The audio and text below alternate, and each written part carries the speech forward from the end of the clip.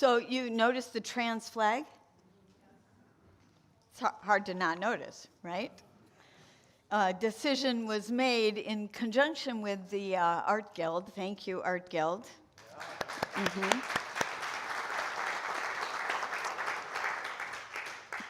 To include all of the progressive rainbow flag colors, but to focus on the trans folks for this month. Trans folks are probably the most misunderstood, probably the most fearful for their lives of any of the LGBTQIA folks. They're certainly the focus of our current administration, and not in a good way. But why do they need their own flag, you might ask? Are they not included in the traditional rainbow flag? They are. Everyone's included in the traditional rainbow flag. And just like when new organizations need to create a flag to represent, the trans folks have done that. They've said, we have special concerns, special needs, special considerations, special perspectives, particular to who we are. And so in 1999, Monica Helms, an American veteran and trans woman, created the trans flag.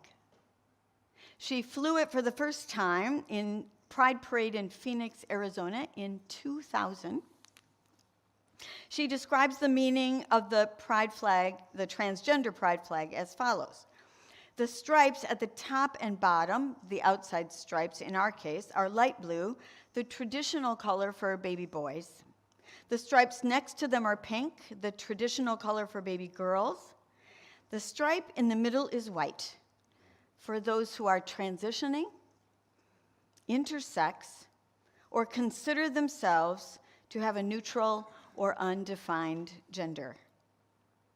In 2019, 20 years after the creation of the flag, Helms published a memoir, More Than Just a Flag, in which she noted how surprised she was at the adoption of her flag. She writes, "The speed with which the flag's usage spread never fails to surprise me, and every time I see it, flying above a historic town hall or building, I'm filled with pride." So think of it this way.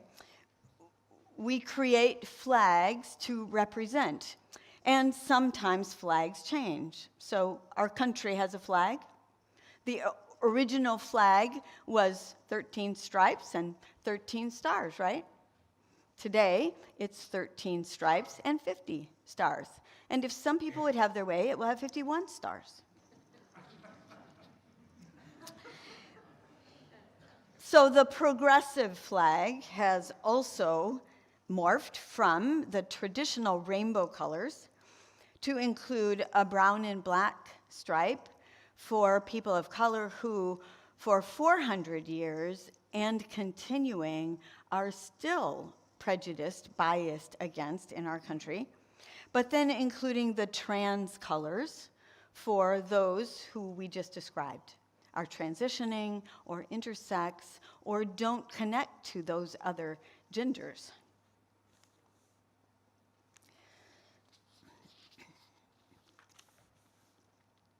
In the LGBTQ community, we're familiar with L, G, and B, having to do with sexual orientation.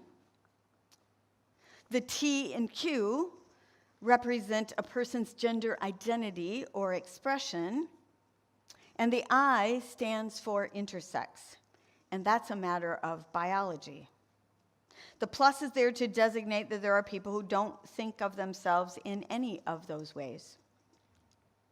Of course, this focus on identity has led to identity politics, right? A situation where the very groups that should be working together are working against one another. But people get to be people. And we, as a church, are people who support those who are underserved and underrepresented.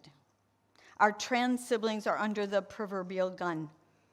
I wrote in the epistle this week that people who live outside the dominant culture in our country have had to get by for too long. This includes our BIPOC neighbors, Black, Indigenous, and people of color, and the LGBTQI plus community. And if you've been paying attention, you know that trans folks are being targeted. Who does this affect?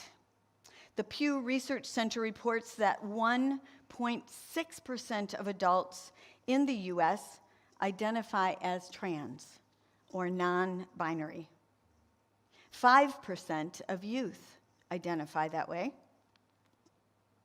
The ACLU reports that there are 496 active anti-LGBTQ plus bills currently being considered by the U.S. Congress. The Human Rights Campaign reports that 35% of trans teens live in states that ban gender-affirming care.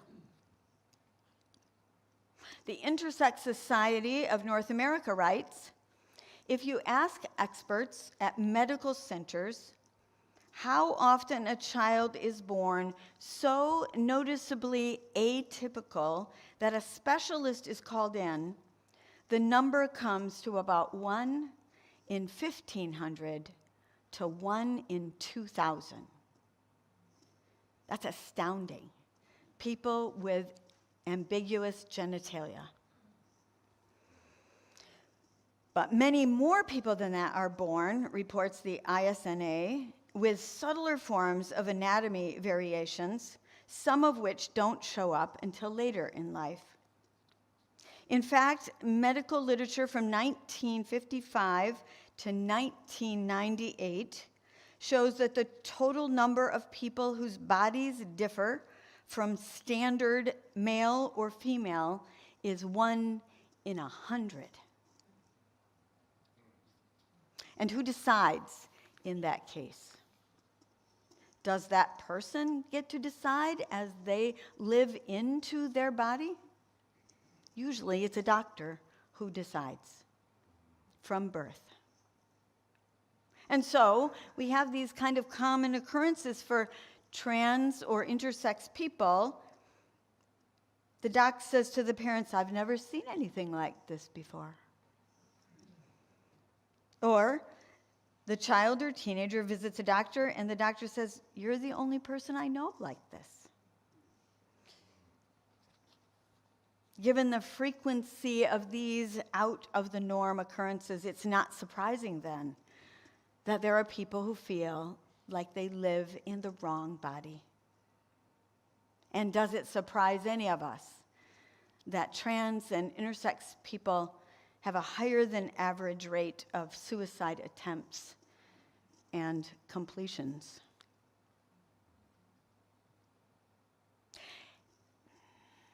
And why is it that politicians believe it's their business that someone's gender identity or expression,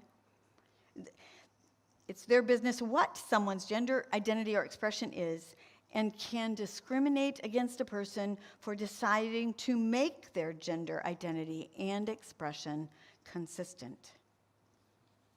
So during Pride Month, we choose to talk about these things. It's important that we understand our trans and intersex siblings. And does our ancient text offer a guideline? I want to mention this book written by UCC minister, The Bible and the Transgender Experience. For those of you who are geeks about kind of the readings and what the words mean in the original language and all that sort of thing, it's a great read and not difficult and not long. What I'm going to share with you today, for the most part, comes from this book, although much of it we studied in seminary as well, so it goes back a little farther than this book. So does our ancient text offer guidance? In the story we heard today, there's a gender-fluid individual. So what we need to understand about the ancient world, that gender norms were male and female who married. If you weren't male or female, and in the Hebrew, there are several other pronouns for other genders, but eunuchs are an example of people who mostly appeared male, didn't marry, and had a specific role in the culture.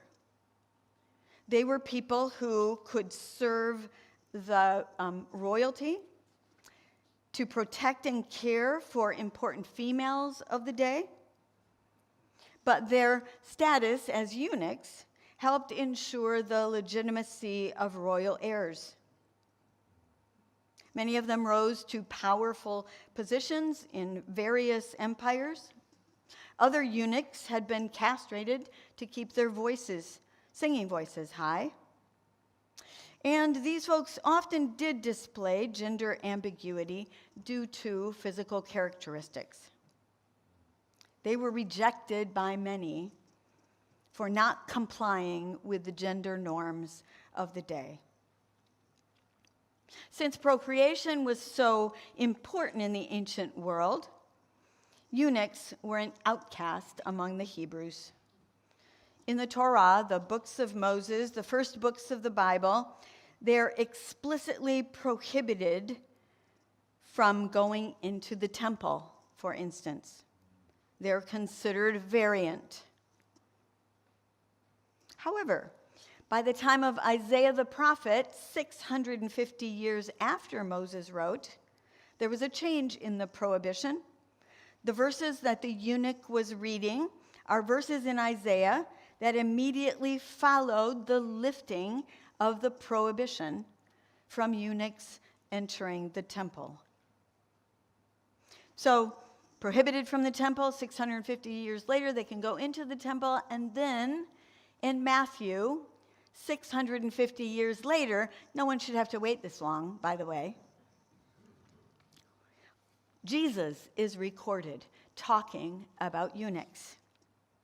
In response to questions about those who don't marry, Jesus talks about gender non-conforming, not marrying folks called eunuchs. He ends the discussion with some thoughts about these gender non-conforming folks. He gives them the grace to be who they are. He says, "Let us accept those who can accept that place in the world."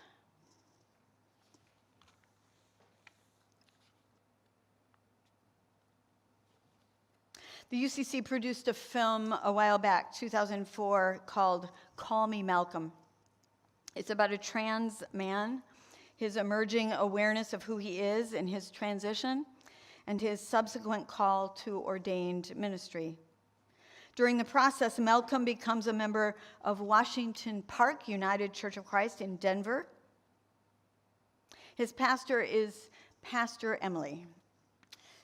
In the movie, Pastor Emily suggests that trans persons are the best vision of the sacred that we have, for they exhibit or have known or represent both male and female. I'm not sure how a trans person would feel about that, because I think most trans people from the beginning understand themselves to not be the person that is represented by their bodies, but it's a provocative thought. I wonder if there will come a day when we don't have need for the language male and female. I think of it like tall and short. What really is tall? Not me. Dan, or that 7'9" basketball player? What really is short? I'm short for an adult, but there are shorter adults than me. Maybe that language of male and female is a continuum or a circle. Maybe it's not a black and white, cut and dried issue. And I wonder if we can support families to raise children who have the freedom to wonder for themselves who they are and how they identify without gender labels. I wonder if one day the American flag will truly represent the inclusion and equality of all people, regardless of identity, orientation, or expression. My dream is that one day, in an ideal future, the traditional rainbow flag will represent red, meaning love, orange, meaning healing, yellow, meaning sunlight, green, representing nature, blue, representing harmony, and purple, representing spirit. That includes all of us.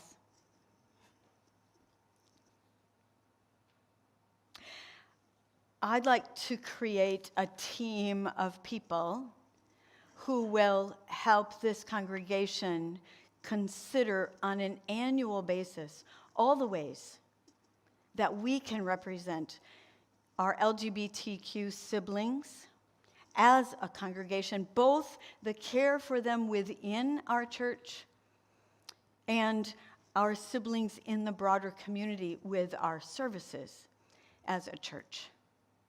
If you'd like to be part of that team, please talk to me.